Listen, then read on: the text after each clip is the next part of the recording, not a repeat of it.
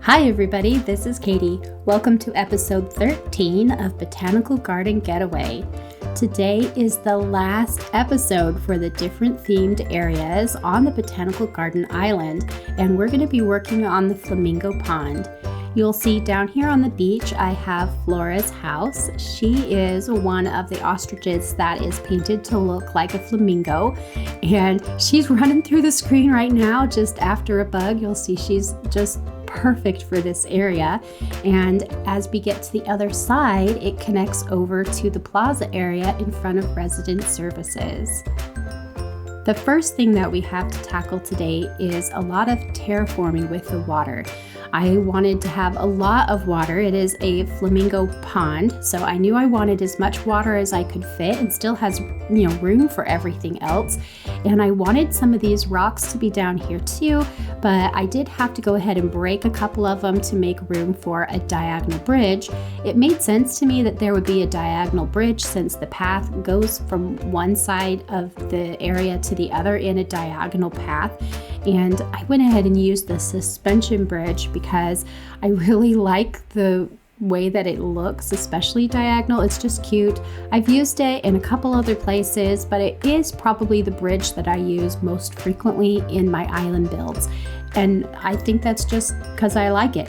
So here, as I'm putting it in place, I've got that little diagonal space, and now I've gone to the next day so that the bridge is built, and you'll see one of the rocks has already spawned right back into the area nearby.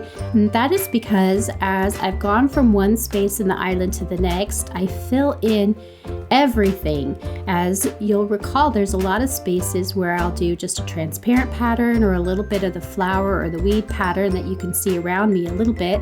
And that means that there's a limited number of spaces left for the rocks to spawn. In fact, where I'm at is the only free space left on the island. So the rock had no choice but to come back to me in the area. And I really liked where it settled, so I didn't need to move it. And then the third rock that was over here never does respawn on the island. There's no place left for it, and that's fine. I didn't have a decoration need for it, so I went ahead and let it stay in a void. If there's no space for something like a rock to spawn back onto the island, then it won't. It will stay absolutely waiting until you make a space available for it. With the bridge in place, I get back to work on the water. I want to have as much water as possible, but I still have decorations that I'm going to be putting in here, and I still have flowers that need to go in here. So it's a little bit of a balancing act between making the water look big enough to be a pond and need a bridge, but also not being so big that there's no room for anything else. I went ahead and filled up my pockets with the decoration items. You'll see I'm using the white street lamps. Originally, I had decided to use the shorter, the little small garden lamps, but I decided I had so many decorations in the area that were very short that it would actually be good to have some height with the street lamps. And so I used those up here, and I'm using the log benches because I just feel as if they look more natural, since the flamingo pond is supposed to be a real flamingo area and not just decorative. As I'm finishing up with some of the fencing, I'm trying to decide how to transition from this top wood path down onto the beach.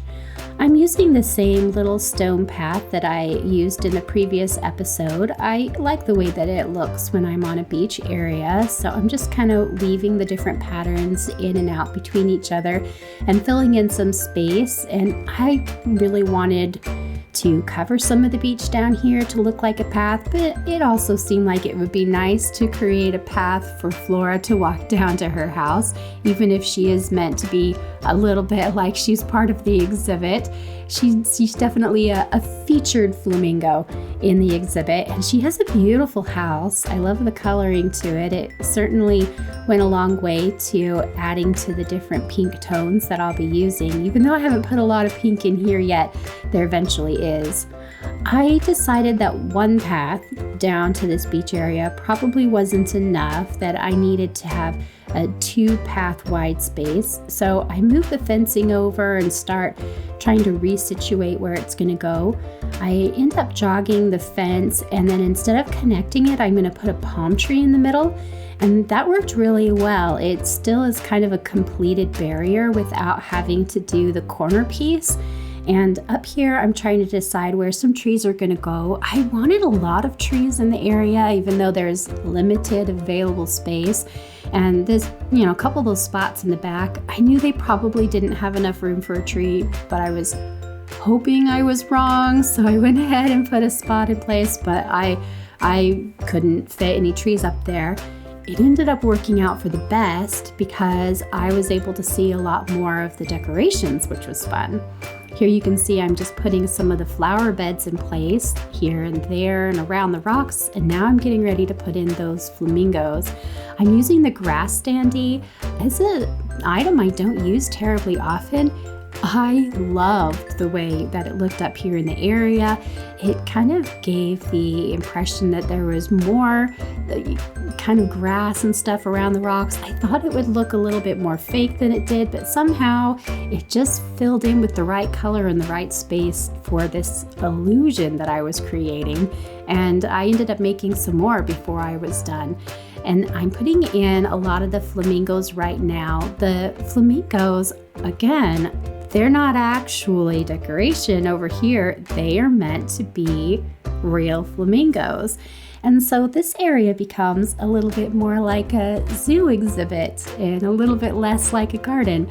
And I thought that was really appropriate for a flamingo exhibit, because if we really wanted to create the type of fun place for people to come and visit this botanical garden getaway, huge place that I've created, it made sense that it would have some unique areas and probably some real animals here and there.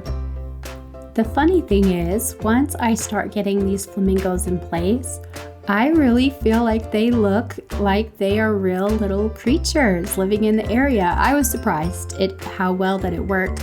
I was pretty anxious about this theme. I was most excited for it. I knew it was going to be the last one because this is the space that it fit in, but I really was excited to do it. But I was also a little anxious about it working. And once I really got in there and put it together, I think it is my favorite of all the different themed areas on the island. I think the Flamingo Pond is my favorite. You'll see just there I put down a couple buckets. I created a little custom pattern to be a little bit of a puddle underneath the bucket and have a little bit of fish food to look as if it had spilt out, so that it looked like whoever was feeding the flamingos, that was food in the bucket and not just water. And I like the way that it came out. I think, again, it kind of leans itself towards that these flamingos are real concept, in addition to being just part of the garden space. Here I went ahead and picked up some more flamingos because I thought I'd ordered plenty, enough to fill in the area, but I decided to go ahead and mix the colors up a little bit, and I decided I needed more. I think I ordered 6 more total. I'm over here and look at Flora. She just sits down right by the water next to me, and sometimes it can be annoying when you're building, but I was actually just patiently waited for her to leave because she was so cute. I love the way she looks in the area with all the pink, and as it comes together and it's kind of her feature area. I love that she was over here so much while I was building. I'm using those really vibrant pink tulips and the pink mums and the pink hyacinth, and the flower combination really goes very well together. The flowers have kind of a similar tone to them with just different lights and darks, and they match Flora and they match her house and they match the flamingos, and so it was really nice to see so much of the area come together. And then Lily came down to visit and was just sort of reading by the water. The villagers are so cute. This island has a lot of really cute villagers, so it made me happy to see them enjoying the area. All right, you guys, here is the final tour of Flamingo Pond. As we come in, I'm going to just take a little jog down here. You can see how the beach came together with the food for the flamingos, and then over to Flora's house. You can see how that fencing worked as a barrier there with a tree in the middle. And then up into the rest here, and just right on cue, Flora sitting in the middle of the flowers, looking up at the water. Oh my goodness, she's precious. Just perfect. I couldn't have planned that any better. Thank you for being part of the exhibit, Flora. And then up over across the bridge, and you can see all the flamingos across the water. I like the angle they ended up being at. And again, I think this one ended up being my favorite.